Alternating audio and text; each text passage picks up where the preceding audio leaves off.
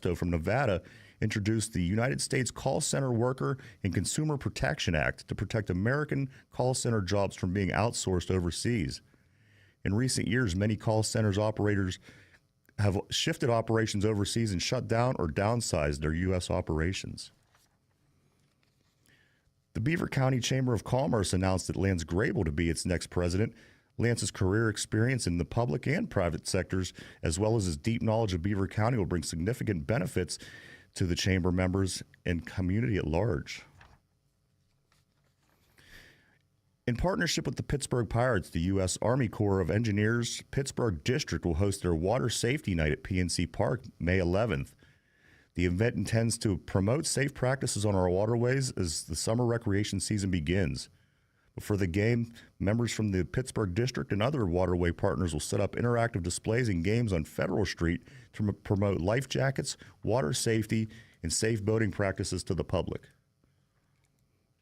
Here's the Beaver County forecast. Cloudy with rain showers expected to begin late morning throughout most of the day. Some of the storms in the afternoon could be severe. A bit cooler today with a high near 62. The rain continues tonight, will drop down to a low of 50. Partly sunny tomorrow with a chance of early morning showers, will reach a high of 62. Partly cloudy on Saturday. There's a chance of afternoon showers and thunderstorms. Another cool day with temperatures in the low 60s, and mostly sunny on Sunday. We could see a few rain showers through the early afternoon. A high of 66 is expected. I'm Lisa Marie with your Beaver County weather. On this Thursday, May 9th of 2024, at 10:09 a.m., the temperature is 58 degrees in Beaver County. That's a look at news for now. I'm Ryan Garazunas for 99.3 FM, 1230 AM WBVP, and streaming at beavercountyradio.com. Now, it's time to talk on Teleforum on Beaver County Radio. 1230 WBVP, 1460 WMBA, 99.3 FM, and beavercountyradio.com. And now, here is the host of the show, Eddie Crow.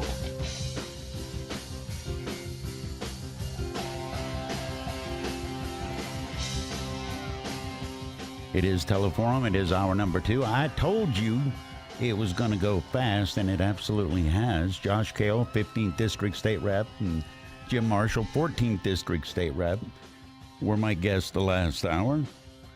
And this hour, it's like a NASCAR race. Rain's coming, so we moved it up a little bit. Larry Kelly normally hangs out with us on a Friday, but today, Larry of the Law Group Luxembourg, Garbutt, Kelly, and George, you're here on a Thursday. You got court tomorrow or something going on? I still got that day job, Eddie. So every once in a while, yeah, on Friday, when I like you, but when when Judge Mancini says he requests my presence, I got to be there. Absolutely. I'd be there with you if he told me to. Because if I don't show, bad stuff happens. It's okay. First question. Are there days in court that go better than others because of the day of the week that it is? Are there judges you say, oh, I can deal with that on Friday, but on a Monday, that's going to be tough? I don't think so. You know, there are days in court that go better than other days in court, obviously, depending on how your case is going. But the day of the week really doesn't have much to do with it. You still get a kick out of it, don't you, your day job?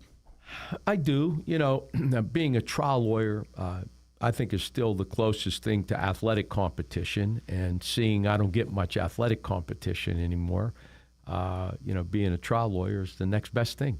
What did you learn from playing sports that you apply every day when you're in court? And we've talked about this, but I learn something every time I ask you these questions. Well, trials like baseball games, it's a marathon, it's not a sprint. Mm-hmm. If you're down 5-0 in the first inning, that doesn't mean the game's over. It's a marathon. There's 8 more to go. If the first day of trial on Monday doesn't go real well, it doesn't mean that the game's over. It's a marathon, not a sprint. Has it ever happened where after the first day of trial you walk in and it's not a 5-0 first inning, it's a 13-0 first inning? Been there. Yeah.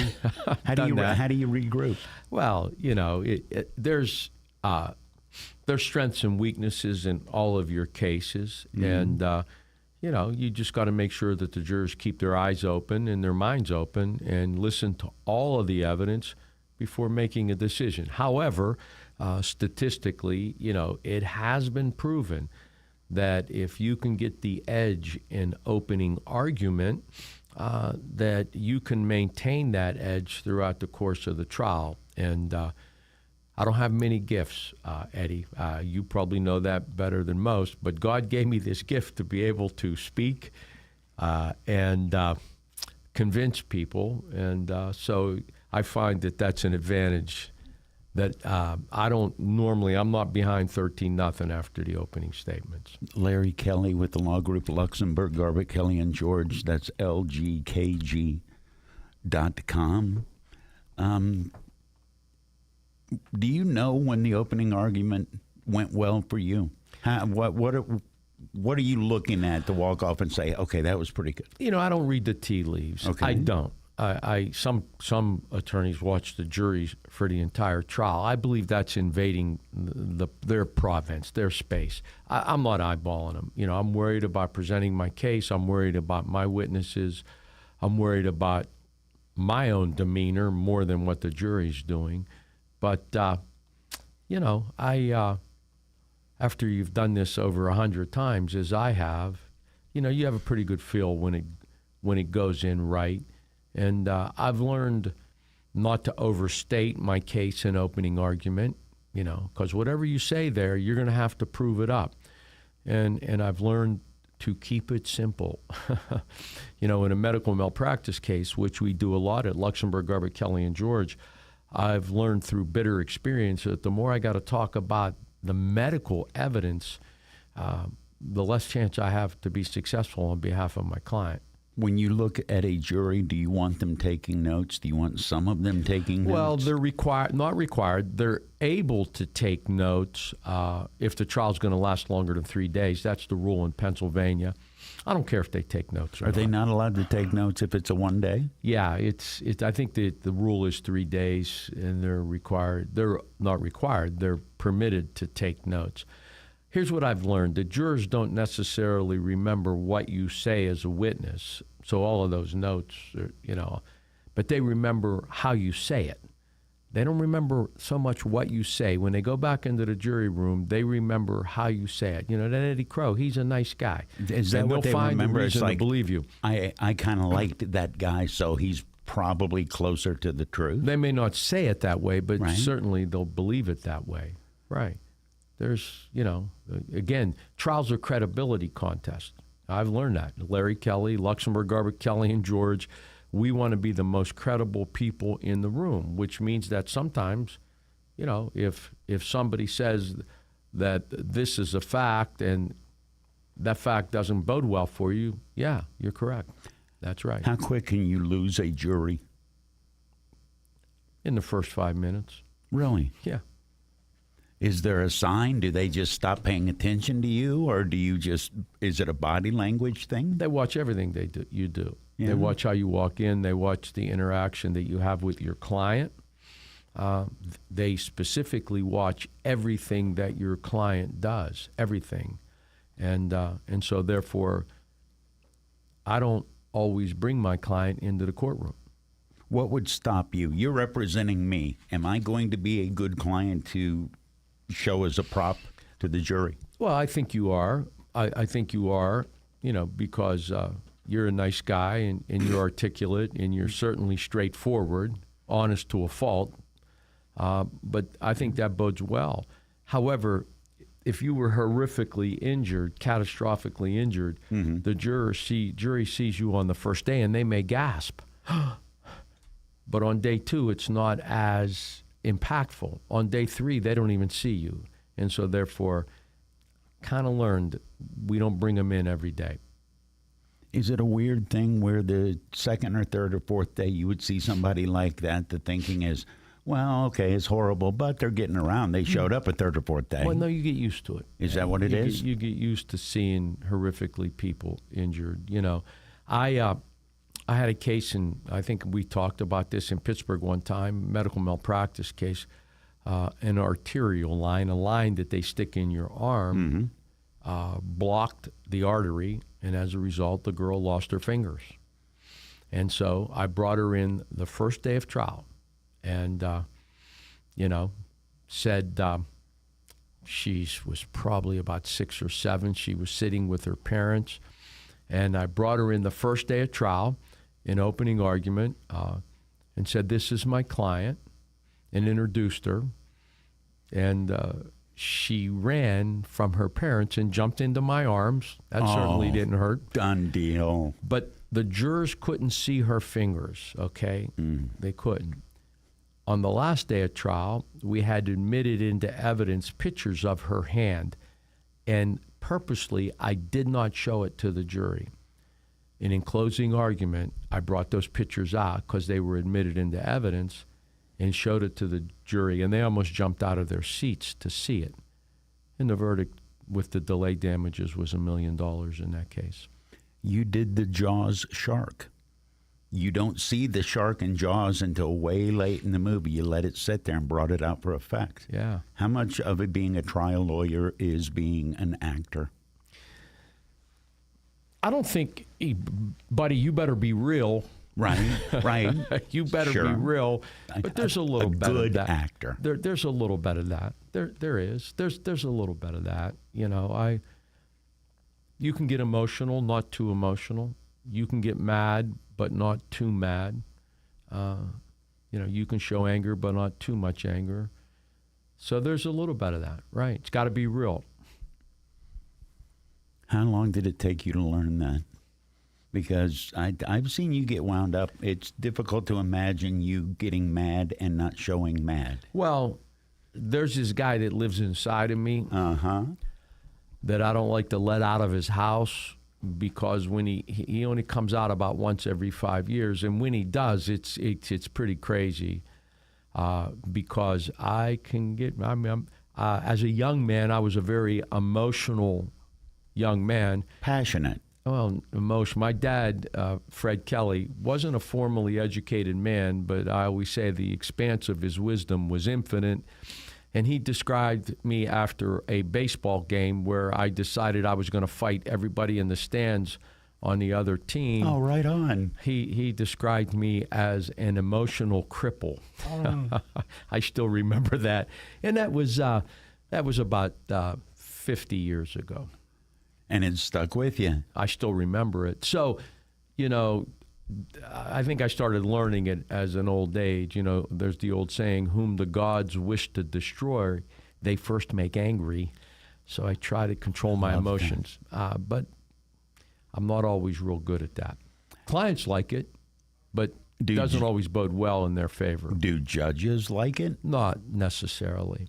No. Do you know which ones you can get away with something? Do you know the personality traits of the judges? I know most of them, yeah, Okay. because I've grown up in the profession with these men and women who are now judges, and so we know each other pretty well. So I think that's an advantage. You know, there are lawyers advertising in this community from New York and from Florida. They don't get it. You think a person from South Florida knows what makes a person from Beaver County tick? What makes them tick? A person from New York? No, we're special here, special in a really good way in Western Pennsylvania, Beaver County, and I think we at Luxembourg, Garbutt, Kelly, and George know what makes these people tick, because we're the same people, and we know how to win your case in front of a Western Pennsylvania jury. Logistics-wise, how does that even work? I see an ad, hey, that lawyer sounds good.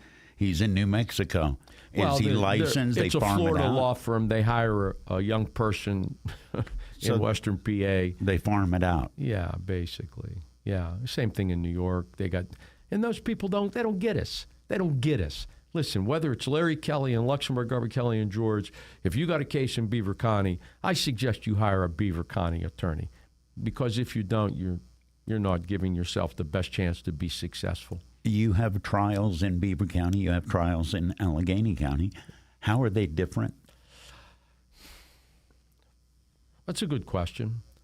They're not a lot different, Okay. but there are some differences. Right. There are some differences. You know, somebody in Allegheny County that lives in Fox Chapel, that juror going to be a little different than somebody that grew up here in Beaver Falls or Ambridge.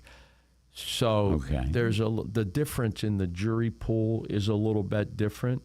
I think the judges who try these civil cases in Beaver County are as good as any judges in the state of Pennsylvania. Because they were experienced lawyers before they became judges. That doesn't always happen in a big county. It doesn't. You can have a judge who's never really practiced law who becomes a judge because they're good at politics. How important is politics when it comes to holding a judgeship? Well, you have to get elected.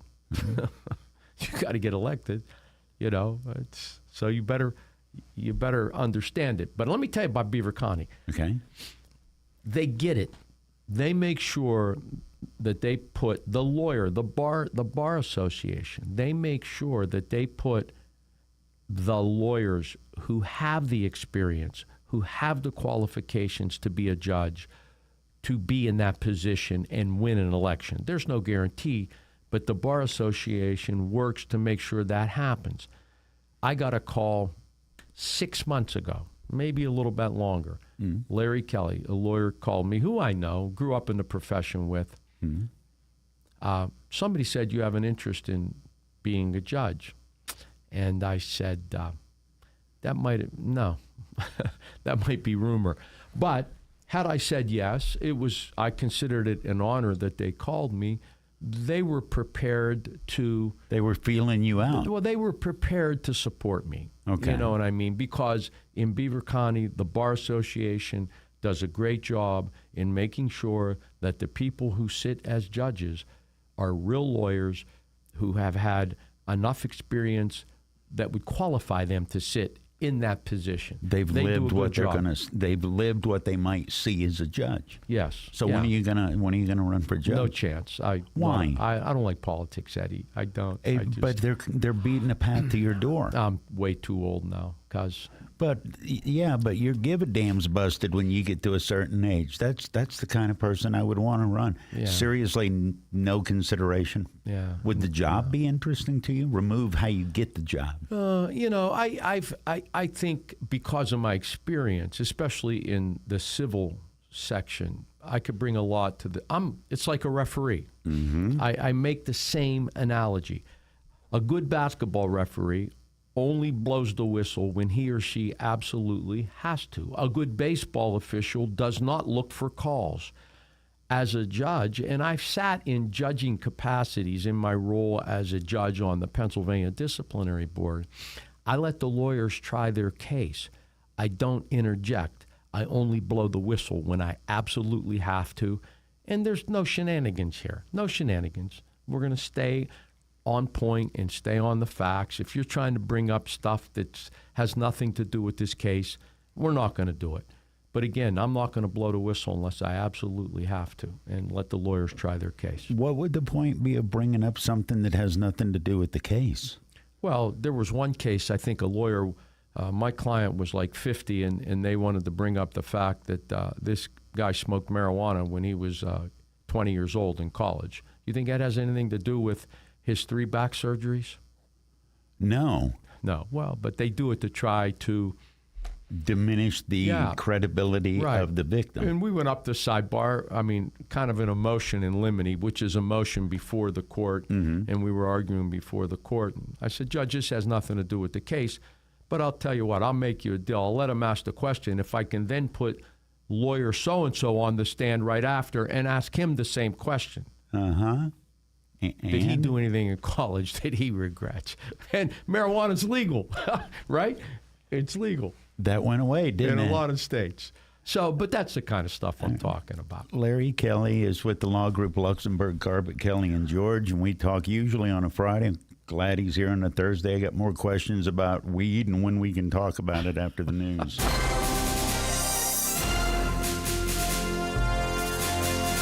Beaver County Radio wants to pay tribute to our veterans on Memorial Day that have passed away.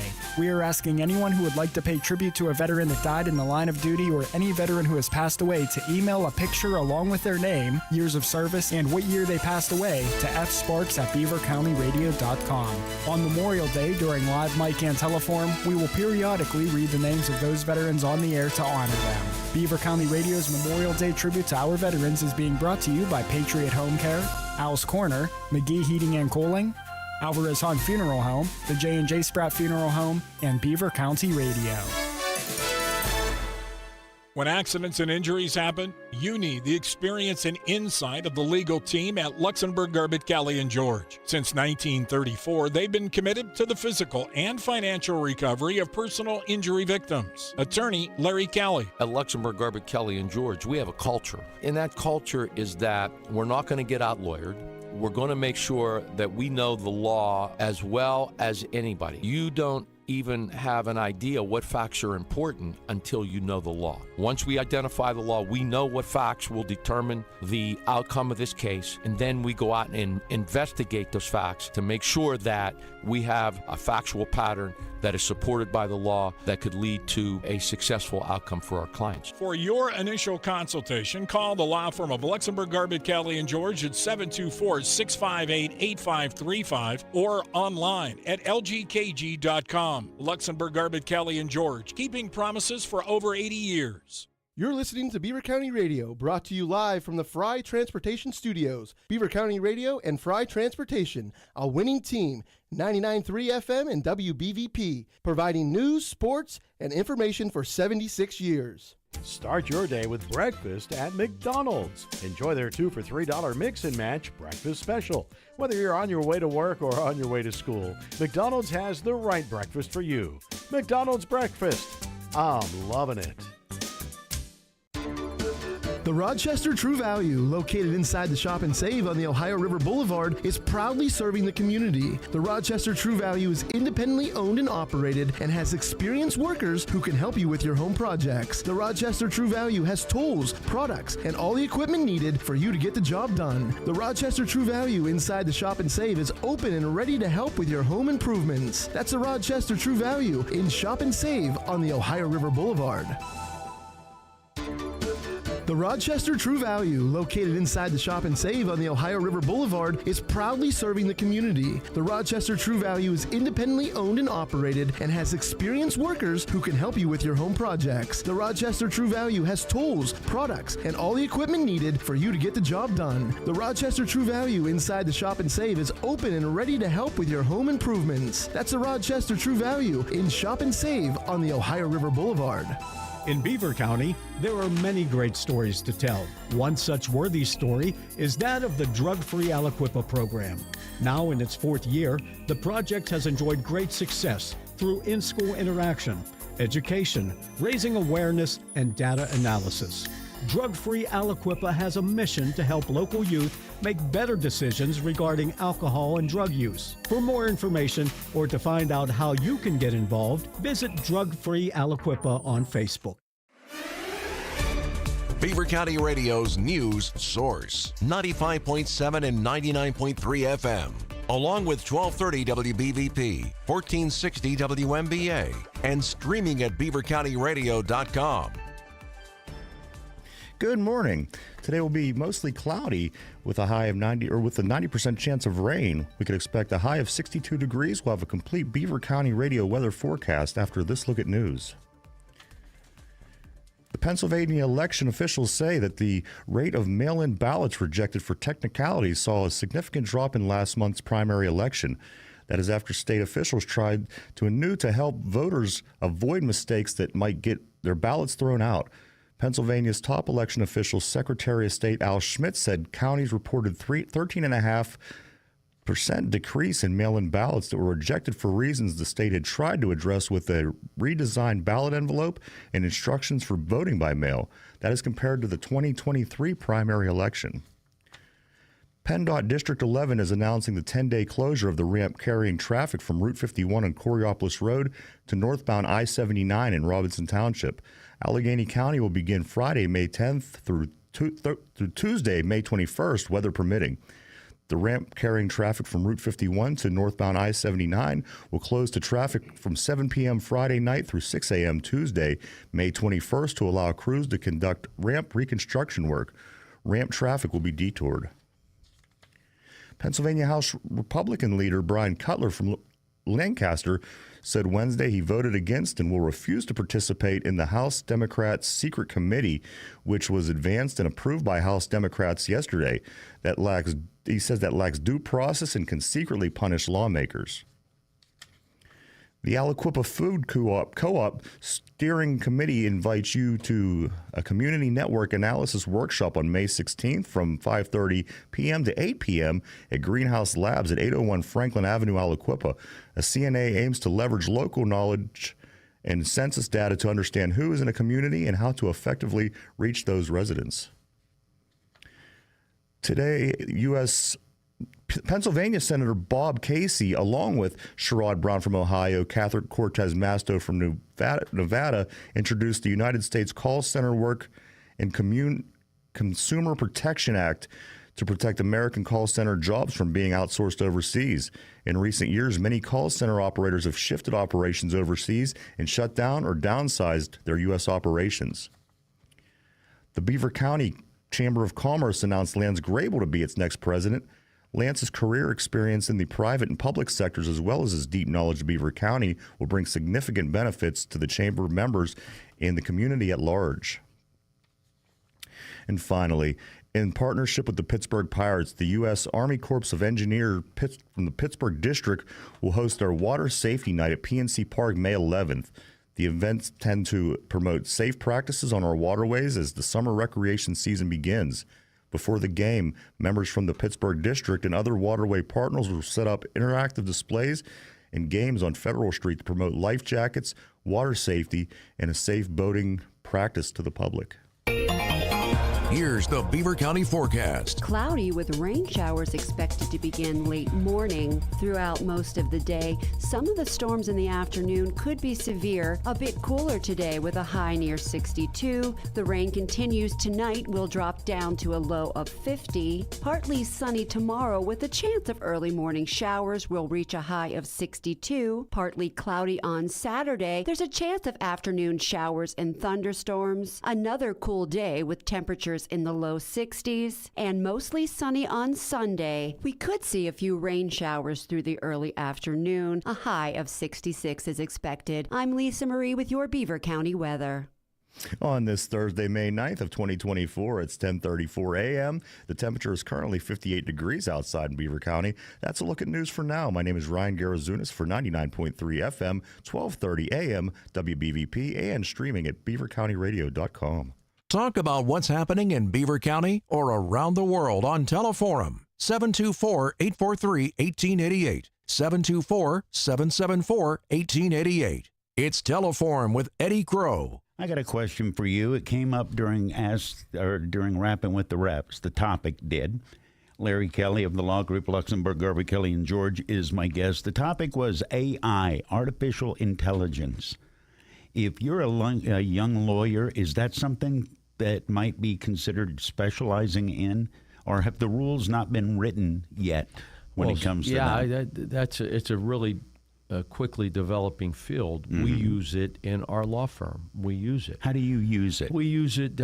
We have a program, an AI program that reviews medical records for us and puts them in a chronological fashion, highlighting diagnoses and treatment. How does it work? Does it key on keywords and then? Don't ask me how it works, Eddie. I don't know how it works. All I know is it works. Yeah, it works. I mean, you can use AI and say something to the effect that I want to write a speech about the United States of America, and it'll write the speech for you. It's amazing how quickly it's developing. The reason I bring it up, I've seen a few stories where a lawyer uses AI to write an opening statement or write a brief. And those stories don't seem like it ends well for the lawyer when that gets out. I mean, look, you can plug it in.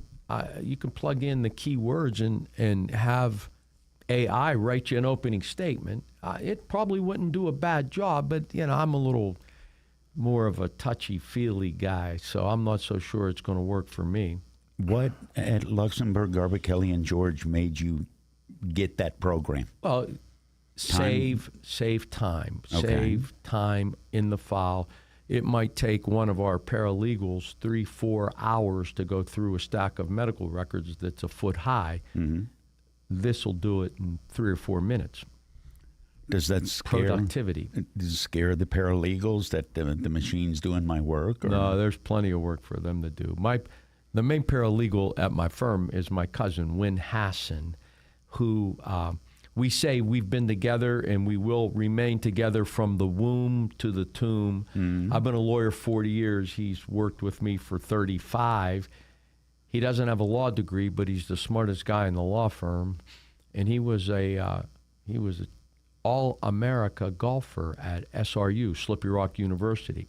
He was an All-American. So he can be an analytical thinker. Very because much that's so. that's Oh, yeah. part of that. Yeah. What makes a good paralegal versus a good lawyer? Because it's different the jobs. ability to recognize an issue, analyze it, set forth all of the evidence that we have available to us to present it in a most favorable fashion in an attempt to resolve a case with an insurance company. That's what they do. All right. And then we take it from there. Is it a step towards being a lawyer for paralegals? A lot of times, yes. But are there some that say, no, I'm good, this is My it? cousin said, I can't be a lawyer, Larry. I've watched you. You work way too hard.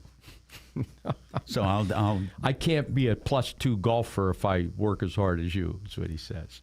Oh, okay. Probably a little truth to that. At least he's got priorities. Yeah. So when you watch technology in general, and I know you're not a constitutional lawyer, but that whole free speech argument versus terms and conditions, what do you think the law world is going to have to deal with in the next 10, 20 years that it's never had to deal with before? That's a great question. That's a great question. Technology is quickly changing, and rules and regulations to govern it, I think, will be the major change moving forward. It used to be you would tell a jury, now, when you get home, don't read the newspaper. I've tried homicide cases. Now you have to tell them, put your phone down, Snapchat, Twitter, Instagram, Facebook. Don't do it. Do they do it? Oh, yeah, they still do it. So you're asking them to self-sequester. Yeah. Do you believe human beings are capable of doing that? No. Then what's the point of self-sequester? I mean, from the legal perspective, you can tell me don't do that all you want. If you know I'm going to do it, you're wasting your breath and my time. I hear you, but you still have to give the instruction. Do I think a juror is going to go home and not open his Facebook app? No, because that's something they do every day. That's something that we become addicted to. And they may not purposely be looking for anything involving the trial where there is a jury, but where they're sitting as a juror, but sometimes it just pops up. And now, are you going to just skip over it, or do you think maybe you might look at it? I mean, some might skip over it because that's their role as a juror. I only want jurors to get evidence that is admitted in the courtroom. I don't want them to see or get evidence that I have no control over, that I don't have a chance to cross-examine. And that may not be true. Well, how much do you trust the information on social media about anything to be factual enough to be upheld in a court of law? It's probably 50-50, right, Eddie? Does that make your job easier, or does that provide another tool for your job? More difficult. Some lawyers, when they're in trial, will manage social media. I mean, they will manage social media. So they're scrolling through their feed while they're defending me? They may not be. They may have people in their law firm looking and managing social media, and maybe putting things out on social media. Really? Yeah. Is skeevy a legal term? What's that? Skeevy? I don't know what that. It's not good. What possible justification could you have to be messing with social media? Is there any way that you'd say, okay, I need this on social media for this case? Is something like that going to pop up? For example, you're in a medical malpractice case, and you may start putting out on your social media account that last year, 250,000 people in America died as a result of preventable medical errors. Do you have to tell your clients stay off social media? Oh, absolutely. Do they? Not always. Well, can it kill a case? The defense will look at my client's social media account the moment he files the lawsuit. And there's, if you say, for example, I have a terrible back injury, and they see you in a social media account out water skiing, then rollerblading, you're going to have to explain that. Do people get that their lives are under a microscope? Because it's interesting to me, you're talking about bringing somebody's life incident under a microscope in the context of the legal system. Do people not realize that they're under a microscope all the time? They should. Aren't we all, to a certain extent? I have a social media account, but I think I follow you. You may follow me. But all I put out there is, thoughts of the day, motivational things. I don't go on political rants, and I don't, I really don't weigh in on issues that are none of my business. Well, no, wait. Democracy's everyone's business, Larry. It is, yeah. You've sorted out what hills to die on and what hills to not die on. Yeah, right. I try to motivate people, primarily young kids, young people. Is it because of your personality, or is it because of your occupation that you shy away from sharing your thoughts to the planet? That's another good question. Probably a little bit of both. Yeah. I because of my occupation, there are certainly ethical rules and obligations that I have to follow. But at the same time, social media, if I put out there, the sky is blue, there's going to be half the people in America come out and say, no, it isn't. Yeah, do I need that? Do I want to antagonize somebody or some person or something? Trust me, there were times, I was agitated over what I read, saw, but very seldom will I comment on it. I want to put forth a theory that was put forth to me, and it's a hopeful theory. There are just as many lunatics now as there were. They're just louder because of social media. Oh, wow. They have a voice. They have a voice. They have a voice that, listen, it's one thing. As I told a guy one time, if you got an issue, or if I got an issue with you, I'm not going to go complain to this person or that person. I'm coming right to you, because that's what people of character and integrity do. So you stand up. If you got an issue with me, let's talk about it. Come and see me. Don't go behind my back, and social media is behind your back, because a lot of times you don't have to even identify yourself. You could be Joe Blow on social media. That's the way I grew up. That's my era. And I truly believe that. If I got an issue with you, Eddie, I'm coming to see you. I know that. I'm not going to go complain to Frank. Yeah. We're going to talk about it man to man, because I believe that's what people of character and integrity do. Is it easier to do that when the person you have an issue with, you also think they're the same way? Oh, yeah. It's like, if you got an issue with me, you're coming to me. If you have an issue with me, I'm going to stand up and listen to it. Some people aren't going to do that. They're going to turtle. Yeah, I have a problem with people. If they got an issue with me, come and see me. Yeah. I coached high school sports. If you're a parent and you had an issue with me, come and see me. We'll talk about it. But some people don't have the temerity or the courage to do it face to face. Are there fewer of those people now than there were 20, 30 years ago? I think so. Yeah.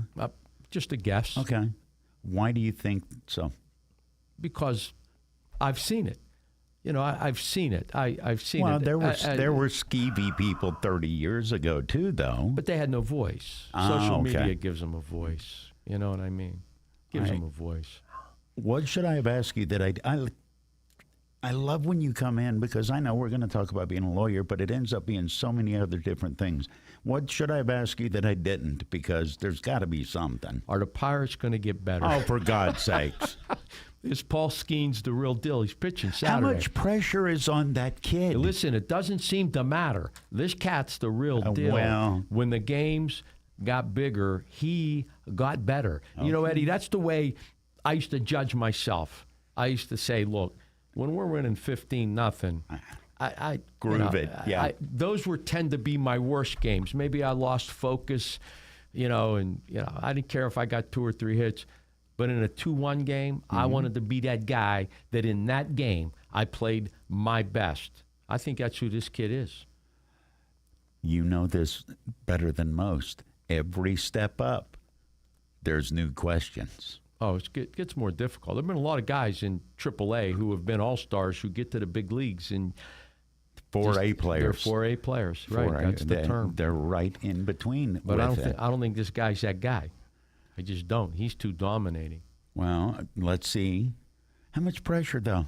Bunch. I mean, you see this, and it gets played up, and people say that comes with the territory. They gave you a boatload of money. He was 1-1, the first pick in the first round. Yeah. And but he's at every level. He's stepped up and got it done.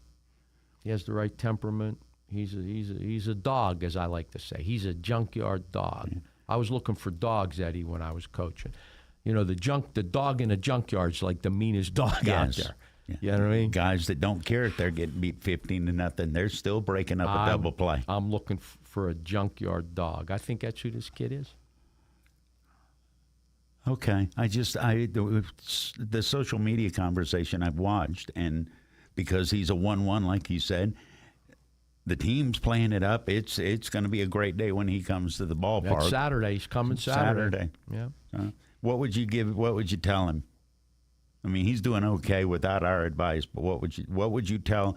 You've got a pitcher coming up in your system, and he's lit it up everywhere. Whether I'm the manager of the Pirates or a high school coach, which I was, I tell him, my man, you are the best there is. Go show everybody. Just go show them. You're the best. I would have loved to have played for you. I would have. Listen, I've cried before games. The whole gamut. Listen, I've gone the whole gamut. I don't know. No. Everybody knows the X's and O's. Sure. I've coached long enough that the guys that are really successful, and I coached with Ralph Belundo, maybe the best high school basketball coach in PA. He gets our kids to play harder than even they think they can play. Everybody knows the X's and the O's, and you have to know them. You got to. But I think you got to be able to motivate the guys that are under your tutelage. You got to be able to motivate them. You got to make them believe. And I beat you up at times. Yeah.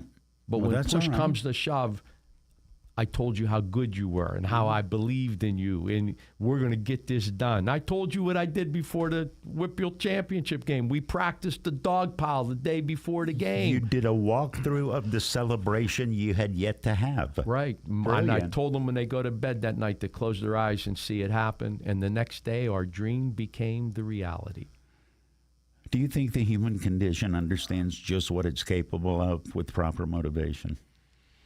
I don't know if they understand it, but it's limitless with proper motivation. Ralph Waldo Emerson, speaking to the graduating class at Harvard, said, "Nothing great was ever accomplished without enthusiasm." How enthusiastic are you?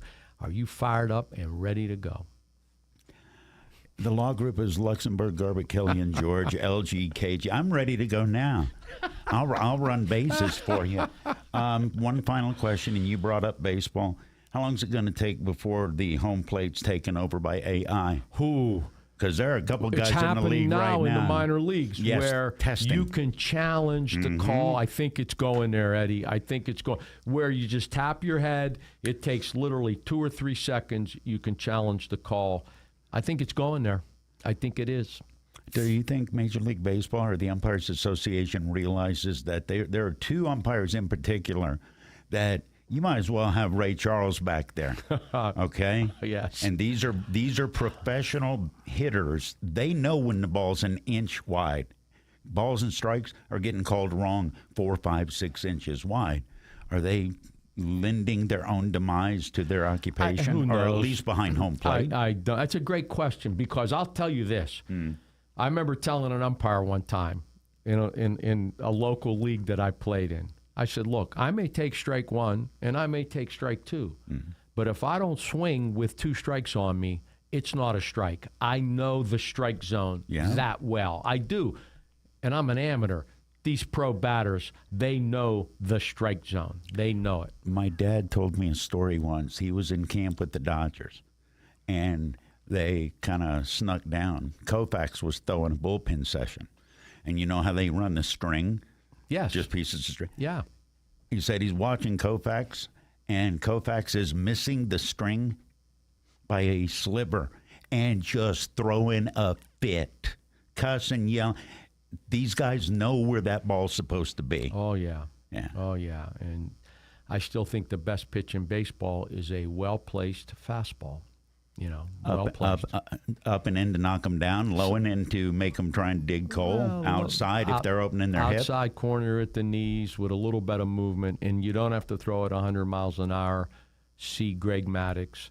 He threw about 92. Pitchers. Yeah, they're pitchers. There's a difference between a thrower and a pitcher. There's a big difference. Love talking to you. You're my man, Eddie. Thanks for having me. Larry, I appreciate it. I didn't even mean to get into baseball. We'll talk about baseball and Tony Gwynn. One of the best of all time. Best. When guys like Maddox say, oh, no, I could kill anybody except that blankety-blank Gwynn. He was and tough. You look up the strikeouts. He struck out less in his career than a lot of guys did in one season. It's amazing. And that's what good hitters do. I'll leave you with this. Okay. It's a gift from God hitting a baseball. Mm-hmm. You either have it or you don't. I was never a great hitter, but when I swung the bat, I hit the ball. Yeah. You understand? I might swing and miss in an entire college season 2-3 times.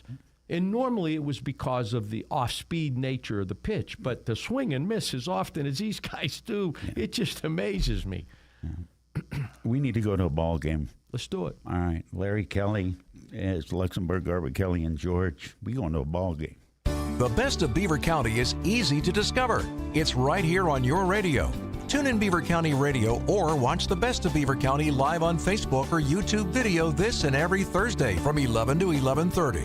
The program is made possible by St. Barnabas. For over 3 years now, the show has been dedicated to shining light on the great things going on right here in your neighborhood and the people that are making it happen. This Thursday, enjoy conversation and insight from an intriguing lineup of guests who are creating excitement and having an impact right here in Beaver County. Your friends and neighbors at St. Barnabas are pleased to support the best of Beaver County. The radio broadcast will also be replayed each week from 11:30 to noon on Sundays on Beaver County Radio. Archived Best of Beaver County videos can be viewed